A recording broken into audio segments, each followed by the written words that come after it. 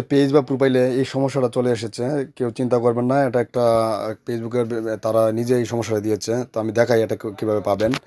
এটা হচ্ছে আপনারা সরাসরি চলে যাবেন হোম থেকে, প্রথমে চলে যাবেন প্রফেশনাল ড্যাশবোর্ড, তারপর চলে যাবেন আপনাদের যে মনিটাইজেশন যে অপশনটা আছে সেখানে, তো দেখতে পাবেন ওইখানে কিন্তু যাদের মনিটাইজেশন অপশনটা ছিল না, এখানে নট ইয়েট অ্যাভাইলেবল, এখানে কিন্তু অনেকের মনিটাইজেশন অপশনটা ছিল না, কন্টেন্ট মনিটাইজেশনটা।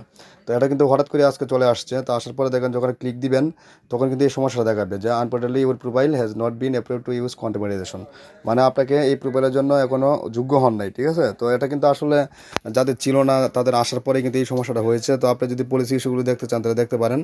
তো এখানে কিন্তু বলতেছে আপনার মনিটাইজেশন কোনো ভায়োলেশনে কোনো লঙ্ঘন হয়নি, বুঝছেন। তারা বলতেছে যে আপনি যে কাজগুলো করতেছেন তাদের পলিসি ইস্যুটা মেনে চলতেছেন, কিন্তু তারপরে কিন্তু এই প্রবলেমটা দিয়ে দিচ্ছে। তো এটা নিয়ে চিন্তা করার কোনো কারণ নেই, এটা এমনি ঠিক হয়ে যাবে, একটা আপডেটের মাধ্যমে সব ঠিক হয়ে যাবে। এমনও হতে পারে আপনার এই কন্টেন্ট মনিটাইজেশন লক ছাড়া একবারে সেট আপ চলে আসতে পারে। তো সবাইকে ধন্যবাদ, এটা নিয়ে কেউ বিভ্রান্তিত হবেন না।